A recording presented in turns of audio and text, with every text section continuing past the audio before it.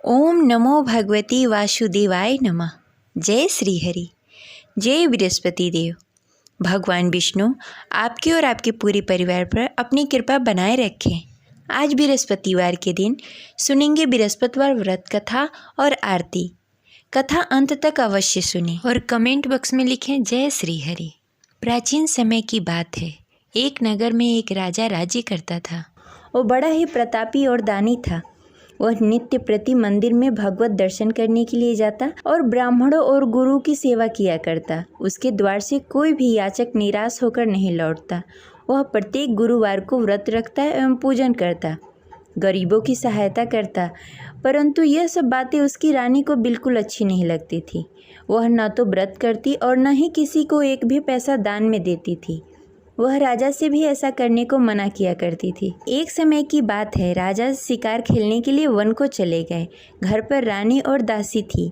उस समय गुरु बृहस्पति साधु का रूप धारण करके राजा के दरवाजे पर भिक्षा मांगने के लिए आए। साधु ने रानी से भिक्षा मांगी तो वह कहने लगी, हे साधु महाराज, मैं इस दान पुण्य से तंग आ गई हूँ। इस कार्य के लिए तो मेरे पति ही बहुत हैं। अब आप ऐसी कृपा करें कि सारा धन नष्ट हो जाए तथा मैं आराम से रह सकूं। साधु रूपी बृहस्पति देव ने कहा, हे देवी, तुम तो बड़ी ही विचित्र हो। संतान और धन से कोई दुखी नहीं होता, इसको सभी चाहते हैं। पापी भी धन और पुत्र की इच्छा करता है। अगर तुम्हारे पास धन अधिक है तो भूखे मनुष्यों को भोजन करवाओ, प्याव लगवाओ, ब्राह्मणों को दान दो, धर्मशाला बनवाओ, कुआं, तालाब, बावड़ी, बाग, बगीचे आदि का निर्माण कराओ तथा निर्धन कुंवारी कन्याओं का विवाह करवाओ। साथ ही यज्ञ करो। इस प्रकार के कर्मों से आपके कुल का और आपका नाम परलोक में भी सार्थक होगा एवं तुम्हें स्वर्ग की प्राप्ति होगी। परंतु रानी साधु की इन बातों से खुश नहीं हुई। उसने कहा, हे साधु महाराज, मुझे ऐसी धन की आवश्यकता नहीं है जिसे मैं अन्य लोगों को दान में देती फिरूं, जिसको रखने और संभालने में भी मेरा सारा वक्त निकल जाए। साधु ने कहा, हे देवी, यदि तुम्हारी ऐसी ही इच्छा है तो जैसा मैं तुम्हें बताता हूँ वैसा करना। बृहस्पतिवार के दिन आंगन को गोबर से लीपना और अपने केसों को पीली मिट्टी से धोना। केसों को धोते समय स्नान करना। राजा से कहना कि वो हजामत कराए। भोजन में मांस मदिरा खाना। कपड़े धोबी को धोने के लिए देना। इस प्रकार 7 बृहस्पतिवार को करने से तुम्हारा सारा धन नष्ट हो जाएगा। यह कहकर साधु महाराज रूपी बृहस्पति देव अंतर्ध्यान हो गए। रानी ने साधु के कहने के अनुसार 7 बृहस्पतिवार तक वैसा ही करने का विचार किया। साधु के बताए हुए कार्य करते हुए केवल 3 ही बृहस्पतिवार बीते कि उसकी सारी संपत्ति नष्ट हो गई। भोजन के लिए भी 2 समय परिवार तरसने लगा तथा सांसारिक भोगों से दुखी रहने लगा। तब राजा रानी से कहने लगा कि हे रानी, तुम यहाँ पर रहो, मैं दूसरे देश जा रहा हूँ। क्योंकि यहाँ पर मुझे सभी मनुष्य जानते हैं, इसलिए मैं यहाँ कोई कार्य नहीं कर सकता। मैं अब परदेश जा रहा हूँ, वहाँ कोई काम धंधा करूँगा, शायद हमारे भाग्य बदल जाए। ऐसा कहकर राजा परदेश को चला गया। वो वहाँ जंगल से लकड़ियाँ काट कर लाता और शहर में बेचता। इस तरह जीवन व्यतीत करने लगा। इधर राजा के बिना रानी और दासी दुखी रहने लगी। किसी दिन भोजन मिलता और किसी दिन जल पीकर ही रहना पड़ता। एक दिन रानी और दासी को भोजन किए बिना 7 दिन व्यतीत हो गए। तो रानी ने अपनी दासी से कहा, हे दासी, यहाँ पास के नगर में मेरी बहन रहती है। वह बड़ी ही धनवान है। तुम उसके पास जाओ और वहाँ से 5 सेर बेजल मांग के लाओ, जिससे कुछ समय के लिए गुजारा हो जाएगा। दासी रानी की बहन के पास गई। रानी की बहन उस समय पूजा कर रही थी। बृहस्पतिवार का दिन था। दासी ने रानी की बहन से कहा, हे रानी, मुझे आपकी बहन ने भेजा है, मुझे 5 सेर बेजल दे दो। दासी ने यह बात अनेक बार कही, परंतु रानी की बहन ने कोई उत्तर नहीं दिया, क्योंकि वह उस समय बृहस्पतिवार का कथा सुन रही थी। जब दासी को रानी की बहन की कोई उत्तर नहीं मिला तो वह बहुत ही दुखी हुई। उसे क्रोध भी आया। वह लौटकर रानी से बोली, हे रानी, आपकी बहन बहुत ही घमंडी है। वह छोटे लोगों से बात नहीं करती। मैंने उससे कहा, उसने कोई उत्तर नहीं दिया। मैं वापस चली आई। रानी बोली, हे दासी, उसमें उसकी कोई गलती नहीं है। जब बुरे दिन आते हैं तब कोई सहारा नहीं देता। अच्छे बुरे का पता विपत्ति में ही लगता है। जो ईश्वर की इच्छा होगी वही होगा। यह सब हमारे भाग्य का दोष है। उधर रानी की बहन ने सोचा कि मेरी बहन की दासी आई हुई थी, परंतु मैं उससे नहीं बोली, इससे वह बहुत दुखी हुई होगी। अतः कथा सुन बृहस्पति भगवान का पूजन समाप्त करके अपनी बहन के घर गई और कहने लगी, हे बहन, मैं बृहस्पतिवार का व्रत कर रही थी। तुम्हारी दासी हमारे घर आई थी, परंतु जब तक हम कथा सुनते हैं तब तक हम लोग न उठते हैं और न किसी से बातें करते हैं, इसलिए मैं नहीं बोली। कहो दासी क्यों गई थी? रानी बोली, बहन, हमारे घर अनाज नहीं था। वैसे तुमसे कोई बात छिपी नहीं है, इस कारण मैंने दासी को तुम्हारे पास 5 सर बेजल के लिए भेजा था। रानी की बहन बोली, बहन देखो, बृहस्पति भगवान सबकी मनोकामनाएं पूर्ण करते हैं। देखो शायद तुम्हारे घर में कहीं अनाज रखा हो। यह सुनकर दासी घर के अंदर गई। वहाँ से उसे एक घड़ा बेजल का भरा हुआ मिल गया। उसे बड़ी हैरानी हुई क्योंकि उसके एक एक बर्तन देख लिया था। उसने बाहर आकर रानी को बताया। दासी अपने रानी से कहने लगी, हे रानी, देखो, वैसे हमको जब अन्न नहीं मिलता तो हम रोज ही व्रत करते। अगर इनसे इस व्रत की विधि और कथा पूछ ली जाए तो हम भी इस व्रत को किया करेंगे। दासी के कहने पर रानी ने अपनी बहन से बृहस्पतिवार के व्रत के बारे में पूछा। उसकी बहन ने बताया, हे रानी बहन, बृहस्पतिवार को सूर्योदय से पूर्व उठकर स्नान आदि से निवृत्त होकर बृहस्पतिवार का व्रत करना चाहिए, लेकिन उस दिन सिर नहीं धोना चाहिए। बृहस्पतिवार के व्रत में चने की दाल और मुनक्के से विष्णु भगवान और केले के वृक्ष की जड़ की पूजन करनी चाहिए तथा दीपक जलाएं। उस दिन एक ही समय भोजन करें। भोजन पीले खाद्य पदार्थ का करें तथा कथा सुनें।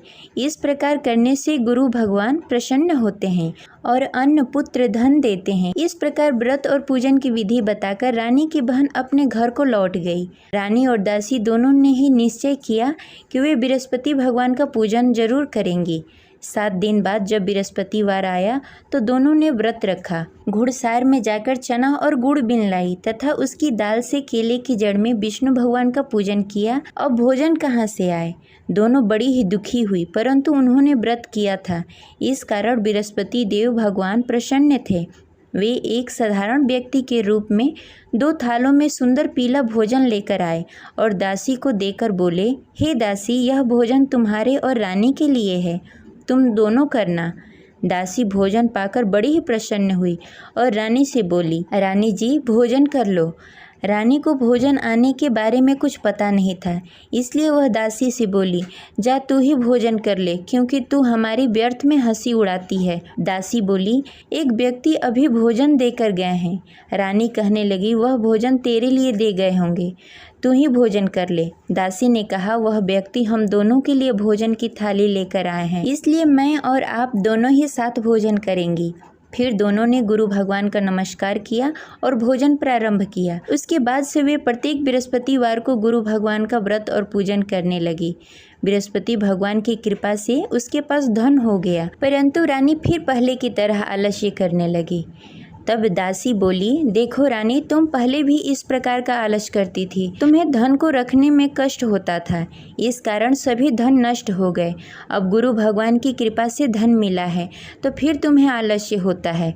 बड़ी मुसीबतों के बाद हमने यह धन पाया है, इसलिए हमें दान पुण्य करना चाहिए। तुम भूखे मनुष्यों को भोजन कराओ, प्याव लगवाओ, ब्राह्मणों को दान दो, कुआं, तालाब, बावड़ी आदि का निर्माण कराओ, मंदिर पाठशाला बनवाओ, दान दो, कुंवारी कन्याओं का विवाह करवाओ। धन को शुभ कार्यों में खर्च करो, जिससे तुम्हारे कुल और यश बढ़े तथा स्वर्ग की प्राप्ति हो और पितृ प्रसन्न हो। दासी की इन बातों को मानकर रानी ने इसी प्रकार का कार्य करना प्रारंभ कर दिया, जिससे उसका काफ़ी यश फैलने लगा। एक दिन रानी और दासी आपस में विचार करने लगी, न जाने राजा किस दशा में होंगे, उनकी कोई खोज खबर नहीं है। गुरु भगवान से उन्होंने प्रार्थना की और भगवान ने रात्रि में राजा को स्वप्न में कहा, हे राजा, उठ, तेरी रानी तुझे याद करती है, अब अपने देश को लौट जा। राजा प्रातःकाल उठकर जंगल से लकड़ियाँ काटकर लाने के लिए जंगल की ओर चल पड़ा। जंगल में गुजरते हुए वह सोचने लगा, रानी की गलती से कितने दुख भोगने पड़े। राजपाट छोड़कर जंगल में आकर रहना पड़ा। जंगल में लकड़ियां काटकर उन्हें बेचकर गुजारा करना पड़ा। उसी समय उस जंगल में बृहस्पति देव साधु के रूप में प्रकट हुए और राजा से पूछने लगे, हे लकड़हारे, तू इस सुनसान जंगल में किस चिंता में बैठा है? मुझे बताओ। यह सुनकर राजा के नेत्रों में जल भर आया और साधु की वंदना कर बोला, हे प्रभु, आप सब कुछ जानते हैं। इतना कहकर राजा ने साधु को अपनी संपूर्ण कहानी सुनाई। महात्मा तो स्वभाव से ही दयालु होते हैं। वे राजा से बोले, हे राजा, तुम्हारी रानी ने बृहस्पति देव के प्रति अपराध किया था, जिसके कारण तुम्हारी यह दशा हुई। अब तुम किसी प्रकार की चिंता मत करो, भगवान तुम्हें पहले से भी अधिक धन देंगे। देखो, तुम्हारी पत्नी ने बृहस्पतिवार का व्रत करना प्रारंभ कर दिया है। अब तुम भी बृहस्पतिवार के दिन व्रत रखो। चने की दाल और गुड़ जल के लोटे में डालकर केले के पत्ते में विष्णु भगवान का पूजन करो। फिर कथा कहो या सुनो, भगवान तुम्हारी सब मनोकामनाएं पूर्ण करेंगे। साधु को प्रसन्न देखकर राजा बोला, हे प्रभु, मुझे लकड़ी बेचकर इतना पैसा भी नहीं बचता जिससे भोजन करने के उपरांत कुछ बचा सकूं। मैंने रात्रि में अपनी रानी को व्याकुल देखा। मेरे पास कोई साधन नहीं जिससे समाचार जान सकूं। फिर मैं बृहस्पतिवार की कौन सी कहानी कहूँ या सुनूं? मुझको तो कुछ भी मालूम नहीं है। साधु ने कहा, हे राजा, तुम किसी बात की चिंता मत करो। बृहस्पतिवार के दिन तुम रोजाना की तरह लकड़ियाँ लेकर शहर जाओ। तुम्हें रोज से दुगना धन प्राप्त होगा, जिससे तुम भली भांति भोजन कर लोगे तथा बृहस्पति देव की पूजा सामग्री भी लेकर आओगे। बृहस्पति देव की कथा इस प्रकार है। प्राचीन काल में एक बहुत ही निर्धन ब्राह्मण था। उसके घर में कोई संतान नहीं थी। वह नित्य प्रति पूजा पाठ करता, परंतु उसकी स्त्री बहुत ही मलिनता के साथ रहती। वह न स्नान करती, न ही किसी देवता का पूजन करती। प्रातःकाल उठते ही सर्वप्रथम भोजन करती, बाद में कोई अन्य कार्य करती। ब्राह्मण देवता बहुत ही दुखी रहते थे। पत्नी को बहुत समझाते, किंतु उसका कोई परिणाम नहीं निकलता। भगवान की अनुकंपा से एक समय ब्राह्मण की पत्नी गर्भवती हुई और 10वें महीने एक सुंदर कन्या को जन्म दिया। निर्धन ब्राह्मण कन्या के जन्म से बहुत दुखी हुआ। धीरे धीरे ब्राह्मण की कन्या बड़ी होने लगी। बचपन से ही उस कन्या की रुचि भगवान विष्णु की पूजा में थी। वह प्रातः उठती, स्नान ध्यान करती, उसके बाद भगवान विष्णु की पूजा करती और मंदिर में जाती। बृहस्पतिवार को व्रत करके विधि विधान पूर्वक पूजा पाठ करती। पूजा पाठ के बाद वह पढ़ने के लिए पाठशाला जाती। घर से चलते समय वह मुट्ठी भर जौ साथ में लेकर जाती और पाठशाला के रास्ते में थोड़ी थोड़ी जौ गिराते जाती। जब पाठशाला से लौटकर आती, जौ के दाने सोने में बदल जाते। लड़की सभी सोने के दाने बीन लाती। एक दिन जब वह सोने के दानों को साफ कर रही थी, तो उसकी माँ ने कहा, बेटी, सोने के दाने साफ करने के लिए सोने का सूप भी होना चाहिए। अगले दिन बृहस्पतिवार था। उसने भगवान बृहस्पति देव की पूजा करते हुए प्रार्थना की, हे भगवान, यदि मैंने आपका व्रत विधि विधान से किया हो तो मुझे सोने का सूप दे दो। भगवान बृहस्पति देव ने उसकी मनोकामना पूरी करने का वचन दिया। पाठशाला से लौटते समय उसने रास्ते में सोने का सूप पड़ा हुआ मिला। घर लौटकर सोने का सूप अपनी माँ को दिखाकर वह सोने के दाने साफ करने लगी। उसी समय नगर का राजकुमार उसके घर के पास से गुजर रहा था। उस सुंदर लड़की को सोने के सूप में जौ साफ करते देख राजकुमार उस पर मोहित हो गया। राजकुमार ने अपने पिता से उस लड़की से विवाह करने की इच्छा प्रकट की। तो राजा ने ब्राह्मण को महल में बुलाकर राजकुमार से उसकी लड़की के विवाह की बात कही। ब्राह्मण तैयार हो गया। धूमधाम से उस लड़की का विवाह राजकुमार से हो गया। दुल्हन बनकर ब्राह्मण की लड़की महल में चली गई। लड़की के चले जाने से ब्राह्मण फिर से निर्धन हो गया। उसे कई कई दिनों तक बिना भोजन के रहना पड़ा। बहुत दुखी होकर ब्राह्मण एक दिन अपनी लड़की के पास गया। अपने पिता से निर्धनता का समाचार सुनकर उसे बहुत सारा धन देकर पिता को विदा किया। उस धन से ब्राह्मण का कुछ दिनों तक आराम से गुजारा हुआ, लेकिन जल्द ही फिर भूखों मरने की हालत हो गई। ब्राह्मण अपनी लड़की से धन लेने के लिए फिर महल में पहुंचा। लड़की ने पिता की बुरी हालत देखकर कहा, पिताजी, आखिर आप कब तक मुझसे धन लेकर जीवन व्यतीत करेंगे? आप कोई ऐसा उपाय क्यों नहीं करते जिससे आपका घर धन धान से भर जाए? ब्राह्मण ने कहा, मैंने तेरी माँ को बहुत समझाने की कोशिश की, पर उसकी समझ में कुछ नहीं आता। उसकी फुहरता नष्ट हो तब तो घर की निर्धनता दूर हो। तब कुछ सोचकर लड़की ने पिता से कहा, पिताजी, आप कुछ दिनों के लिए माँ को मेरे पास छोड़ जाओ। तब कुछ सोचकर ब्राह्मण ने पत्नी को लड़की के पास महल में छोड़ दिया। लड़की ने अपनी माँ से कहा, माँ, तुम कल प्रातः उठकर स्नान आदि करके भगवान विष्णु की पूजा करना। पूजा करने से तुम्हारी निर्धनता अवश्य दूर हो जाएगी। लेकिन उसकी माँ ने उसकी कोई बात नहीं मानी। तब क्रोधित होकर लड़की ने अपनी माँ को एक कक्ष में बंद कर दिया। सूर्योदय के समय माँ को उठाकर जबरदस्ती उसे स्नान आदि करवाया, फिर मंदिर में ले जाकर भगवान बृहस्पति देव की पूजा करवाई। कुछ दिनों तक ऐसा करने से माँ की बुद्धि में कुछ परिवर्तन हुआ और वह स्वयं बृहस्पतिवार का व्रत रखने लगी। उसके व्रत करने से ब्राह्मण के घर की निर्धनता दूर हो गई और भगवान विष्णु की अनुकंपा हुई और दोनों पति पत्नी धन संपत्ति पाकर आनंद पूर्वक जीवन व्यतीत करते हुए विष्णु धाम को चले गए। लकड़हारा बने राजा ने उस साधु से भगवान विष्णु देव की यह कथा सुनकर बृहस्पतिवार का व्रत करना शुरू कर दिया और भगवान विष्णु की पूजा करने लगा। उस दिन से उसकी सभी क्लेश दूर हो गए। लेकिन अगले बृहस्पतिवार को कामकाज में अधिक व्यस्त होने के कारण उसने भगवान बृहस्पति देव का व्रत नहीं किया। भगवान बृहस्पति देव लकड़हारे से क्रोधित हो गए और उसे भूल की सजा दी। उस दिन नगर के राजा ने नगर में घोषणा करके सबको सूचित किया कि प्रत्येक नागरिक मेरे महल में भोजन करने आए। जो नहीं आएगा उसे अपराधी मानकर भारी दंड दिया जाएगा। लकड़हारा बने राजा ने उस नगर के राजा की घोषणा तो सुनी, लेकिन जंगल से लकड़ी काटकर लाने और उसे बेचने में देरी हो जाने के कारण वह समय पर महल में भोजन करने नहीं पहुंच सका। अतः राजा के सैनिक लकड़हारे को पकड़कर महल में ले गए।